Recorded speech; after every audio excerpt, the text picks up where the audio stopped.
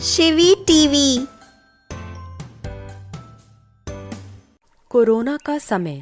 कहते हैं हर इंसान की जिंदगी अलग होती है। कोई तो बहुत अमीर होता है और किसी के पास 2 वक्त की रोटी खाने के पैसे नहीं होते। इसी पर आधारित आजकल चल रही इस महामारी कोरोना का एक किस्सा है। 2019 की बात है। सब कुछ अच्छा चल रहा था। रमेश अपनी मजदूरी पर जाता, मेहनत करता, कमाता और शाम को जब पैसे लाता तो उसके घर में खाना बनता। एक मजदूर की रोजाना जिंदगी यही होती है, रोज कमाना और रोज खाना। वहीं दूसरी तरफ रमेश का पड़ोसी कमल, उसके पास किसी भी तरह की कोई कमी नहीं थी। यदि वो काफी समय तक कामकाज ना करे तो भी वो आराम से घर बैठकर रोटी खा सकता था।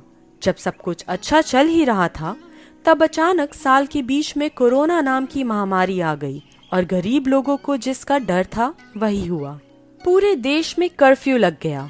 यहाँ एक तरफ गरीब आदमी इससे डर रहा था कि अब तो वो और उसका परिवार भूखा ही मर जाएगा, और अमीर इससे डरा हुआ था कहीं उसको ये बीमारी ना हो जाए। अब जब पूरे देश में कर्फ्यू लग गया तो रमेश बहुत चिंता में था। रमेश की एक लड़की थी जिसका नाम प्रीति था और एक लड़का था जिसका नाम जय। रमेश की पत्नी का नाम मीना था। अब हम क्या करेंगे? मेरी तो मजदूरी भी बंद हो गई और जब मजदूरी नहीं तो खाना भी नहीं होगा। जय और प्रीति का क्या होगा? मैं इनको भूखा नहीं देख सकता। आप कुछ देखिए ना कुछ करिए। मैं ऐसा करता हूँ, चोरी छुपे मजदूरी कर लेता हूँ। कम से कम हम भूखे तो नहीं मरेंगे। हम एक समय ही खाना खा लिया करेंगे और बच्चों को दोनों वक्त खिला दिया करेंगे। ठीक है, पर आप जाएंगे कहाँ और किसके यहाँ काम करेंगे? सरकार ने तो सारे काम पर, यहाँ तक कि बाहर आने जाने पर भी रोक लगा रखी है। इतने में ही रमेश के बच्चे उसके पास आते हैं और बोलते हैं, पिताजी, क्या अब हमें खाना नहीं मिल पाएगा? क्या अब हम भूखे ही मर जाएंगे? मीना बच्चों को डांटती है और कहती है, चलो चुप करके अंदर। तुम्हारे पिताजी पहले ही इतने परेशान हैं, उनको और चिंता में मत डालो। मीना, बच्चों पर क्यों गुस्सा कर रही हो? जय प्रीति, ऐसा कुछ नहीं होगा।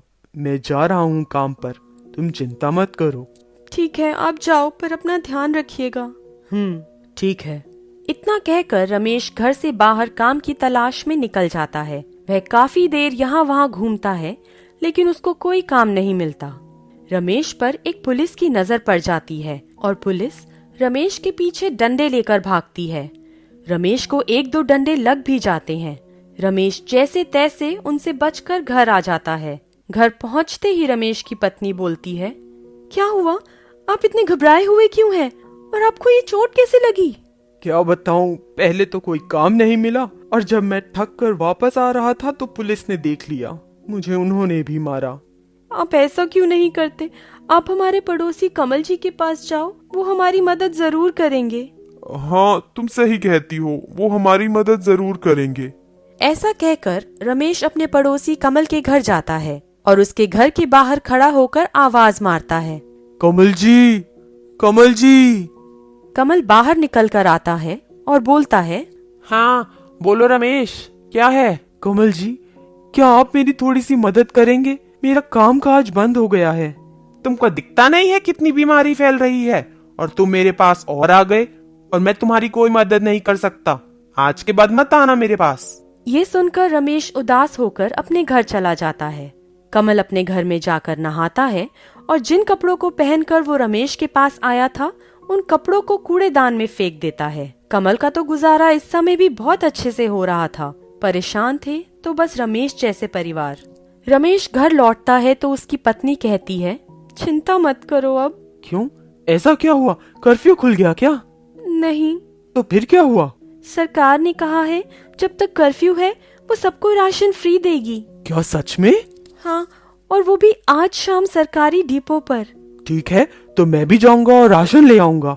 जब शाम को रमेश वहाँ राशन लेने जाता है तो देखता है वहाँ तो बहुत भीड़ होती है।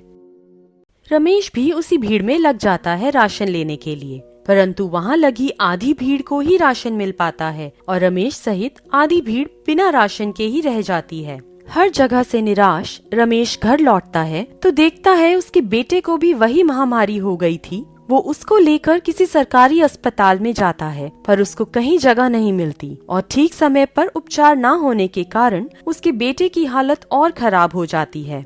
रमेश की पत्नी रमेश से कहती है, हर वक्त मुसीबत गरीब लोगों के लिए ही आती है। हमारी मदद ना तो सरकार करती है ना ही कोई और। वो देखो कमल जी के बेटे की थोड़ी सी तबीयत क्या खराब हुई, उसके आगे पीछे कितने बड़े बड़े डॉक्टर घूम रहे हैं और यहाँ हमारे बेटे की इतनी हालत खराब है और हम कुछ भी नहीं कर पा रहे हैं। रमेश की पत्नी जोर जोर से रोने लगती है। ये शोर सुनकर कमल की पत्नी रमेश के घर आती है और पूछती है, क्या हुआ मीना, तुम क्यों रो रही हो?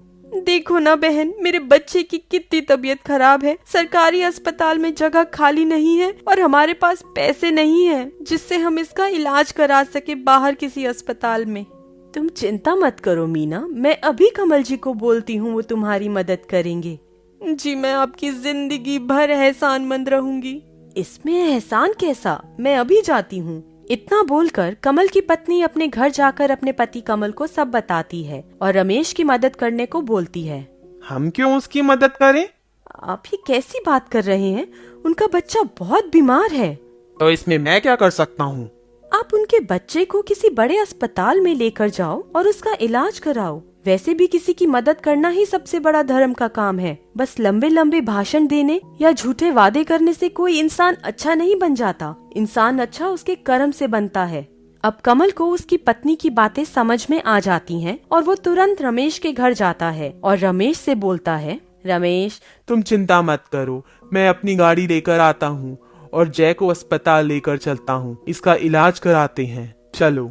कमल की इस दरिया दिली को देखकर रमेश की आंखों में आंसू आ जाते हैं। अब कमल जल्दी अपनी गाड़ी लेकर आता है और रमेश और उसके बेटे को अपने साथ गाड़ी में बिठाकर ले जाता है। जय का एक बड़े अस्पताल में इलाज कराता है। अब रमेश का बेटा ठीक हो जाता है तो रमेश कमल का धन्यवाद करता है। कमल बोलता है, धन्यवाद की कोई जरूरत नहीं है रमेश। हाँ, हो सके तो उस दिन के लिए मुझे माफ कर देना, मैंने तुम्हारे साथ ऐसा बर्ताव किया।